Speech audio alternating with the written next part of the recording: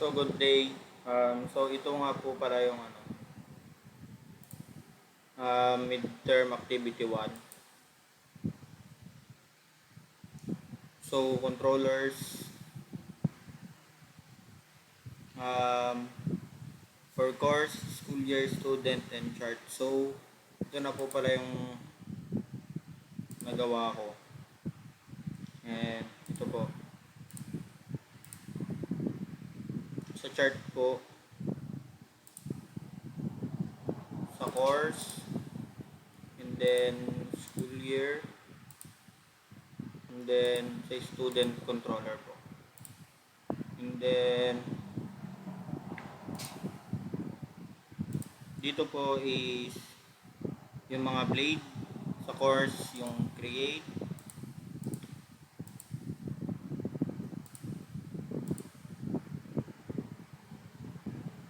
and then edit, may edit mo yung course, ay yung course, and then ito yung pinaka index niya, and then tayo sa school year. So ito yung mag-create ka ng school year, and then ito yung one ng edit, and then ito yung pinaka index niya rin. Then ganito rin sa student, create student, add student, then edit or update student, then index,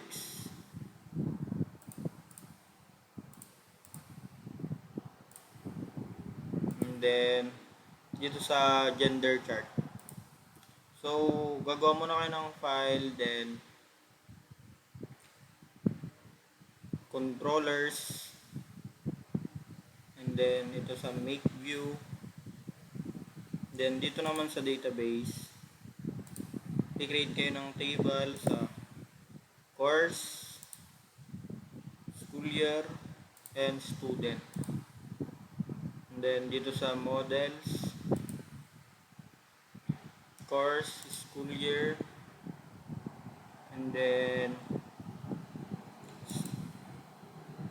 student. So i-migrate nyo lang siya para pumasok dito sa database. So ito nga po pala yung database ko na pumasok na po siya, na migrate na po siya. And then dito po sa web, yung mga route niya po andito po. So ito na po yung nagawa kong activity. So nakikita nyo wala pa pong dito sa chart. So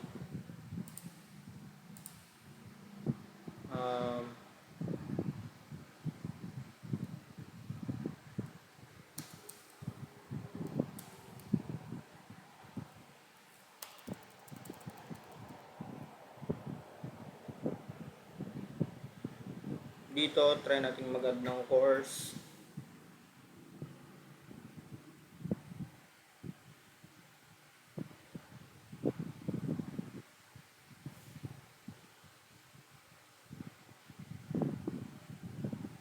Let's say sabihin natin course is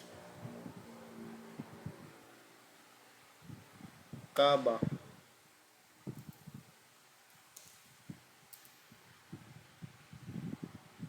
Then ito na po yung mga na-create kong may BSAIS, BSIT, HM Accountancy, Nursing, and yun po pwede po siyang ma-edit, pwede po siyang ma-delete. Yun, nawala na po. Then dito po sa school years, mag-add po tayo ng school year 2012 if example, create.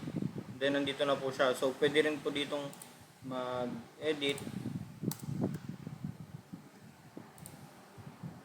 And then so naging 2013 na po siya.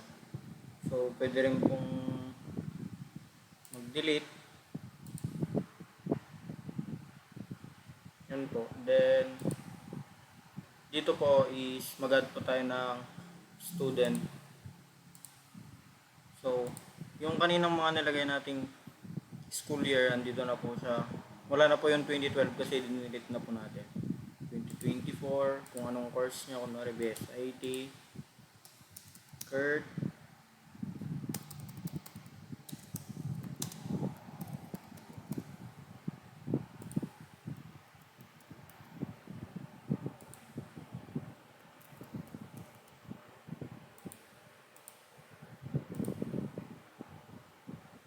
dito po wala pong extension name. Gender ko po is male.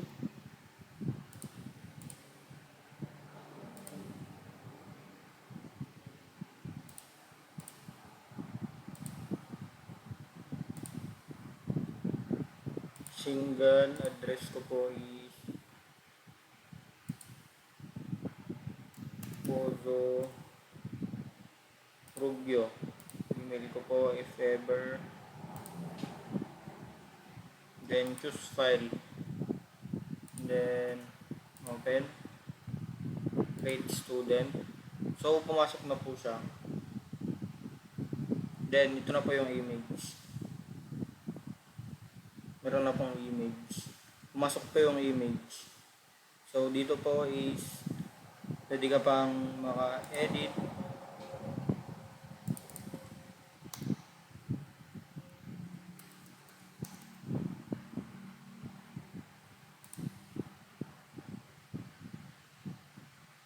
Ito po, na-edit na po siya. Then pwede ka pong mag-add po muna tayo ulit para may pakita ko po sa iyo kung paano may pakita ko po sa inyo kung paano delete.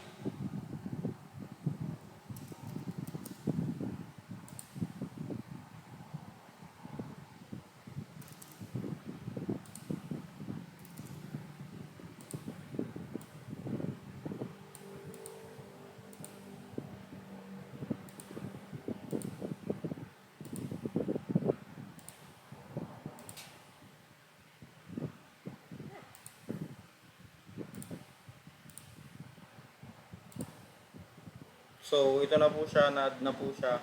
Then if i-delete nyo naman po, ganito po. Make sure you want to delete this, then madi-delete na po siya. So check po natin if dito po sa database. Ito na po siya. Kasi dinilit na po natin yung isa. Kurt Harvey po, yan po. And then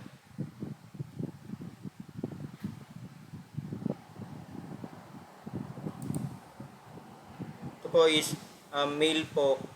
So try natin mag-add ng female.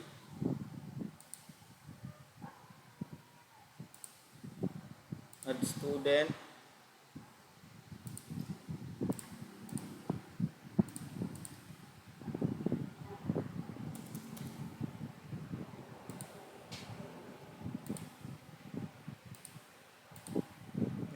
Female. Age. Single.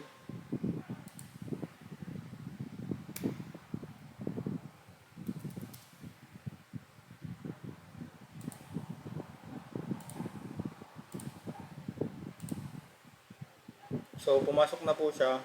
Dito na po siya, din may image na po siya. Then check po natin yung gender if. So yan po, isa pong male, isa pong female. So try nating magdalawin yung male.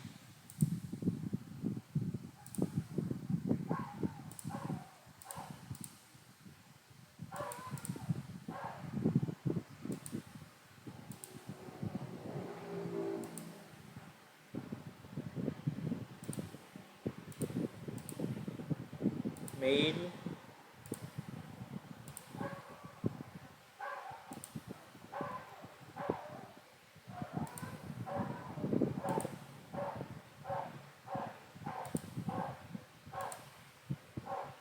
So, dalawa na po yung mail natin. Then, check po natin sa go to gender card.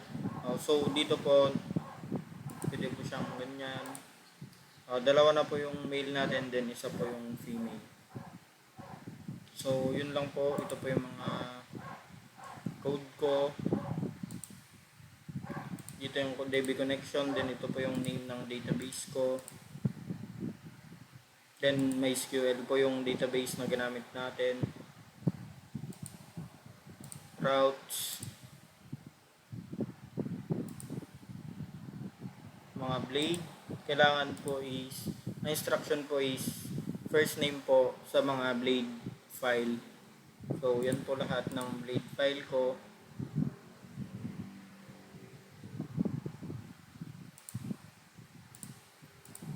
So, yun lang po guys. Thank you po sa panonood. So, yan po yung activity 1 ko po sa midterm. Thank you po.